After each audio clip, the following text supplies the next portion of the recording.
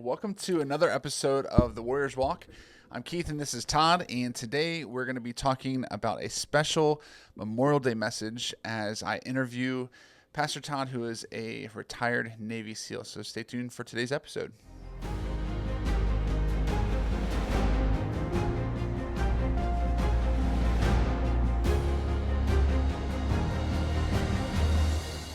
So, Todd, Memorial Day, as we're filming this, is coming up quickly. Maybe by the time people are watching, it'll be even, on Memorial Day, close to Memorial Day weekend, whenever they, maybe even afterwards. But we wanted to do a podcast on this topic of honoring fallen heroes because of Memorial Day. But as we've talked before, and I was even learning this because I've never been in the military. I've had family and, of course, friends and stuff that have been in the military.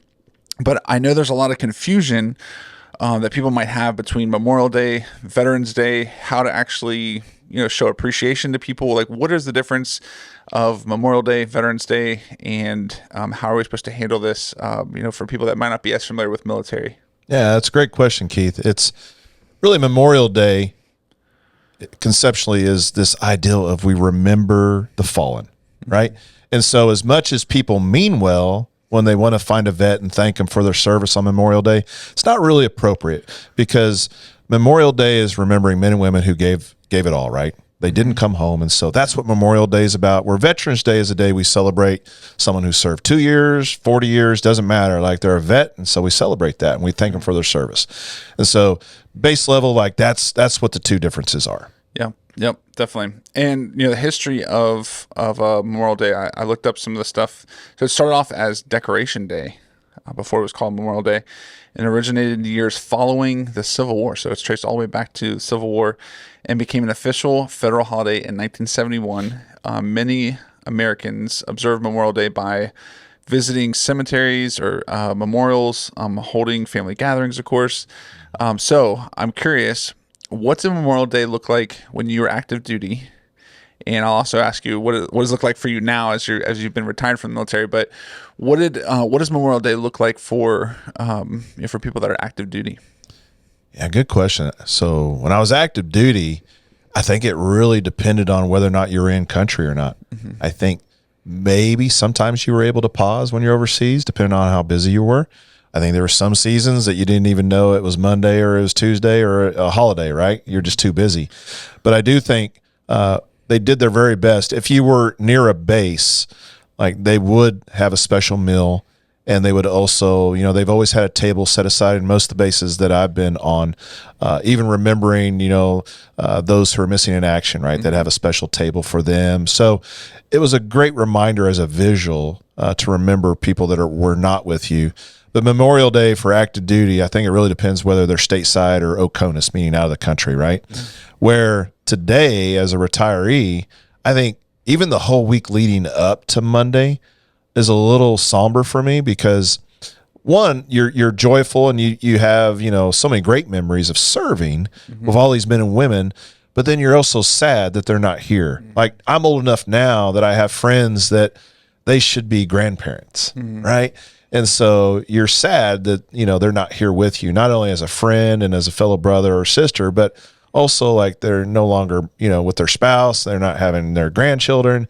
And so it does create a little bit of sadness. But as far as the celebration goes, my family, and I try not to wear them out with war stories, but I do try to remember a couple stories of individuals and celebrate that. And that helps me. Hopefully it also instills in my children and grandchildren the importance of remembering the fallen, because I think that's a big part of it. And so as much as we're honoring their memories, I think it's actually kind of healthy for those of us that are living as well. Mm-hmm. Yeah, definitely. And of course, we know that there's some spiritual ties to that. Like, even where Ecclesiastes says it's better to be in the house of mourning than at a party. And so even when we remember the fallen, like, we definitely reminded of the frailty of our own lives and in eternity in perspective.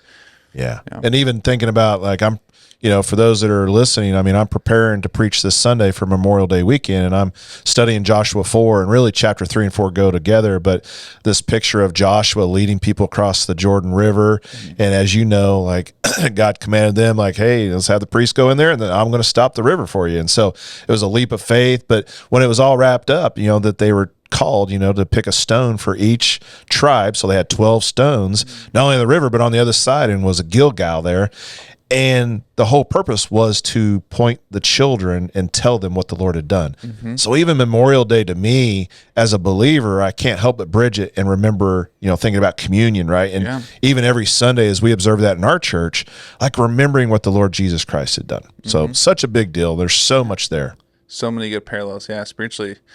And so with that, you have Memorial Day being a time where you're honoring people that you've lost personally. Obviously, even if we don't know someone personally that is died in combat or in the military protecting our freedoms, we can still honor them. But you've had several firsthand witnesses or firsthand experiences of friends that you've lost. And so would you mind just sharing a few stories that maybe you would even share with your family on Memorial Day?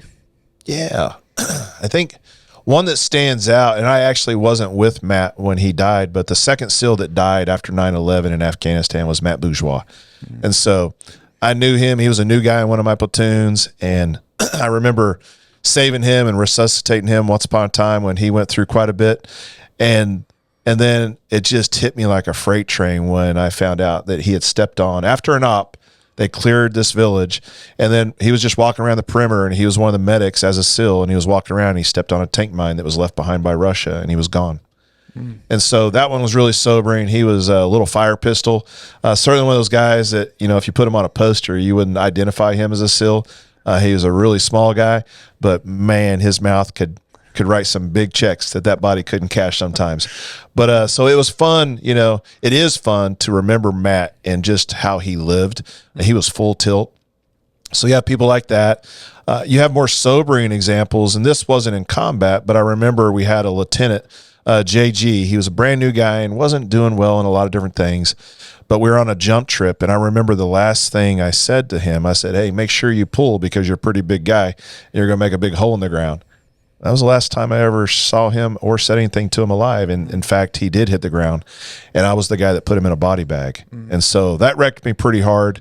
Cause again, like that's not the last words you want to share with somebody. Right. And I said it in jest, not thinking that was going to happen, of course, but I was a drop zone officer. So my job was to photograph all that. And so that even changed how I perceive parachute ops from going that day forward. Like just really hard. And then I think of Keith Kimura. He was the BUDS instructor that replaced me in diving. And he's well known in our community as the guy that came up with the original tattoo for the bone frog, which many SEALs get today, combat vets specifically. And Keith was a big wave surfer from Hawaii, and he drowned in the tower like a month after he replaced me. And it was a horrible accident. And so even in training, we would lose guys. But then I think of, another guy that comes to mind, and these are, just not even pre-programmed in my head, just, as I'm recalling, we had a guy, wonderful guy. And this is ultimately like a John 15:13 moment. Brad O'Neill, I went to his memorial service, a wonderful brother. And he went to go visit his sister in Arizona. And he got caught up with some other people, and he said goodbye to her. She went out to her car, and he heard her scream. And Brad went out there, and a whole bunch of guys were trying to assault his sister. And so he was able to get her in the car while they were stabbing him, and he got her safe and off the X, as we call it in our language, but he died from all those stab wounds. And so you have SEALs that not only give their life in combat, but they also give their life outside of combat, because it's who they are 24/7, right? Yeah. And so it's this ideal of sacrifice and remembering these great individuals. And, there's phenomenal men and women, when you do a deep dive in military history, that have just done wonderful things. Even one of our own here in the church, I remember, hearing him reflect, General Tim Gormley. He's a retired Marine Corps general, as you know, and he's like brand new grunt in Vietnam. And I remember his story of just celebrating some of his guys. So first day in Vietnam, all the guys go to this tent chow hall to get some chow, and General, at the time private, steps off to get a smoke, and rockets hit the chow hall, and everybody he knew and deployed with to go in country in Vietnam died on day one. And then he's thrown on a helicopter to go meet his new squad. And so that was his introduction to Vietnam, right? And so on and on it goes. But what I would encourage listeners is, if you don't know any vets, like, just do a Google search. There are so many stories out there of men and women that have done phenomenal deeds that really will just, no movie could even come close to addressing. But I think what's key for us is remembering these men and women. And so, which that's great that you were able to share, some of the stories. I'm sure you got so many more as well, that you could pull from just from your tenure of, being in the SEALs.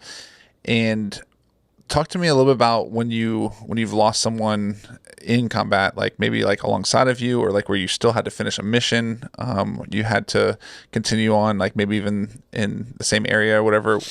What was that like to experience that? Obviously you're not able to step back and really reflect on their life at that moment, but it's still hard to just get through what you're, the grief of losing someone that and still have a job at hand. So what was that like? Was there a tension there? Like, is that still hard, like to go through as, anybody going through that amount of grief would be hard, but I'm saying, like, why you still have to finish the mission as well. Yeah. I think looking back with experience, I would say, you want to guard your heart, because you can easily go towards bitterness and revenge. Right.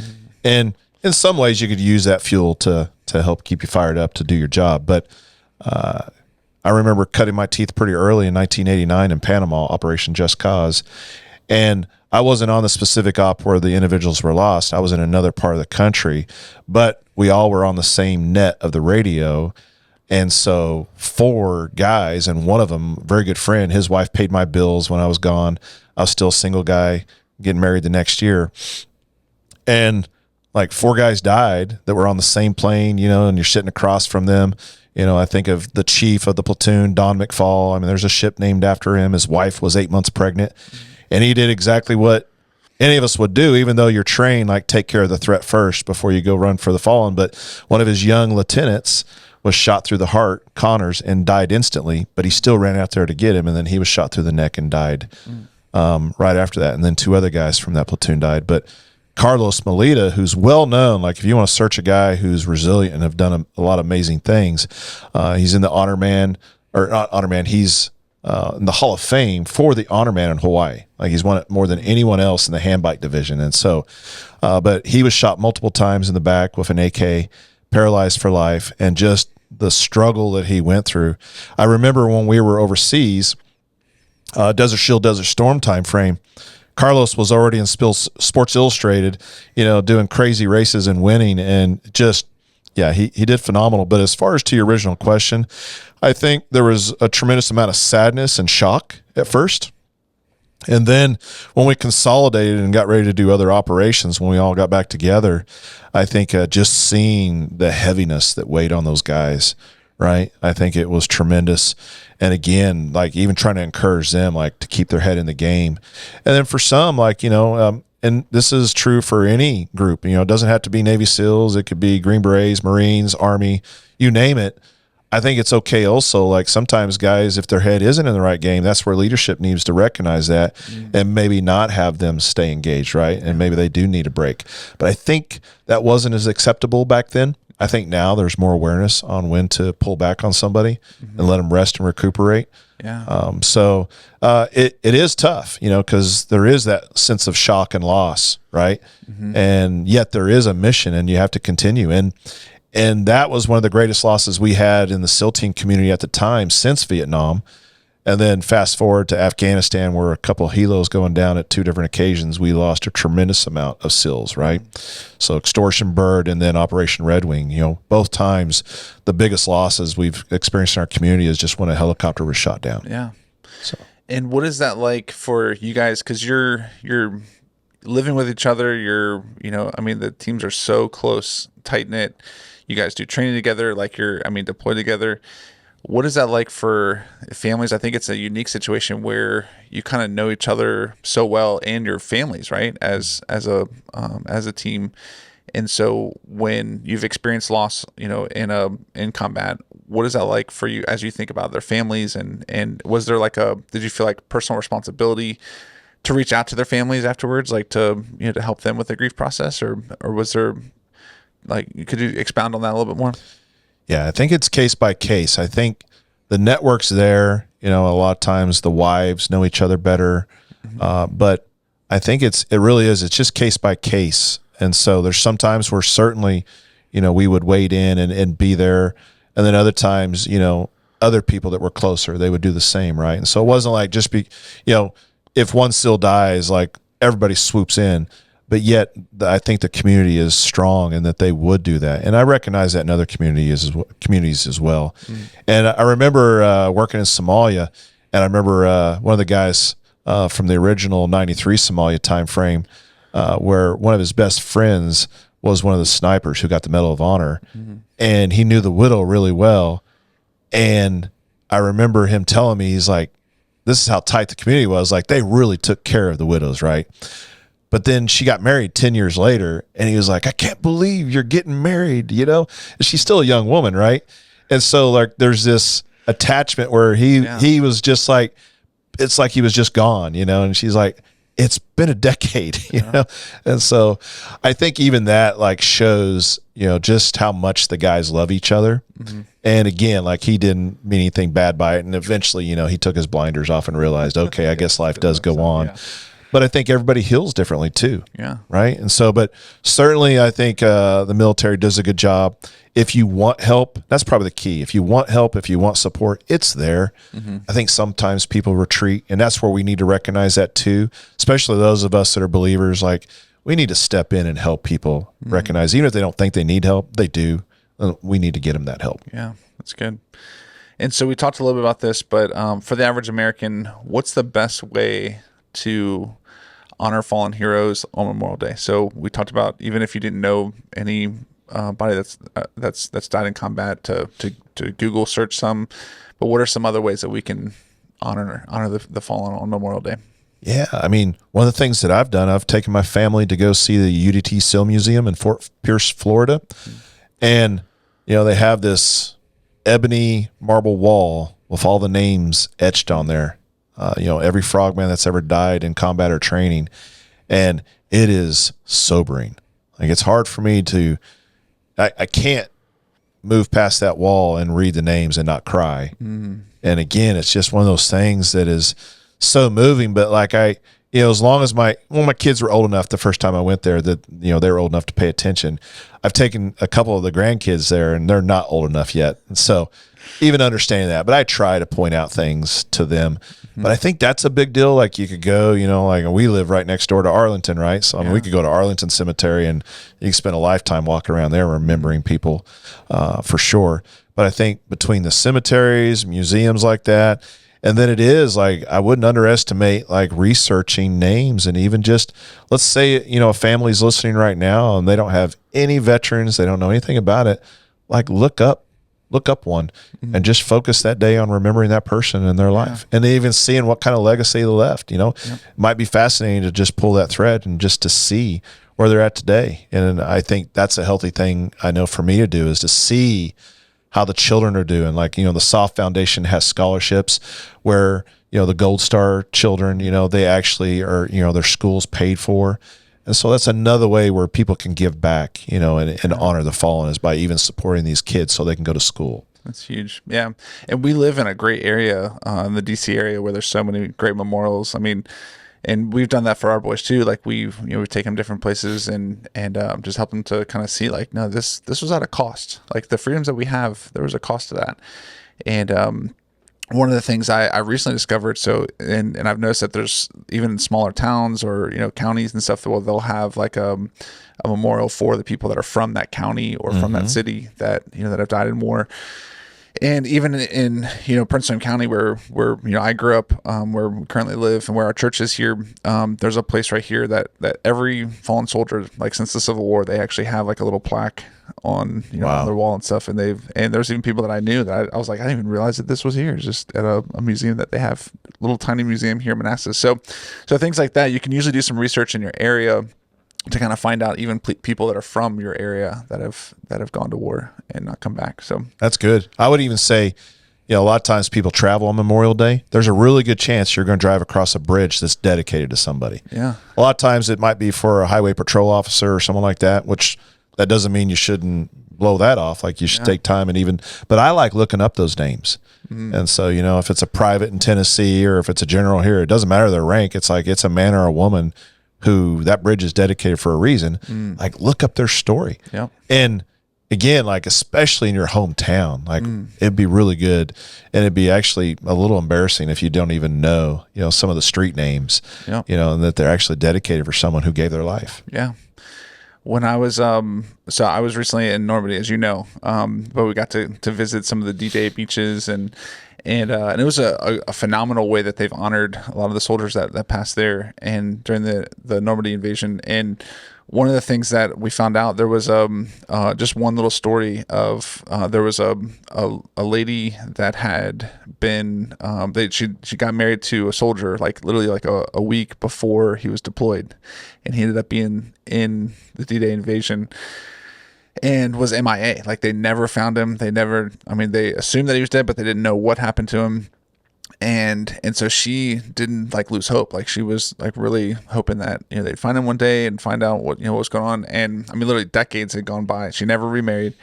And one day they were surveying some other, French cemeteries, like in different villages. And they had realized that, on his dog tags, his name was, I think it was actually Billy. It was like E and then Iris. And so when they did it though, like it was D. Yeah, Billy D. Iris. And they had actually found a grave that said Billy Dyrus. And so they didn't they thought that was like his last name, his middle initial was included in his last name. And so that's why they couldn't find him for many years. And they identified that it was actually him that had been missing, and so they transferred him back over to the cemetery and in Normandy. And of course, told his wife and stuff. Well, she, brought flowers and put it on his grave every week, and until she passed away just a few years ago.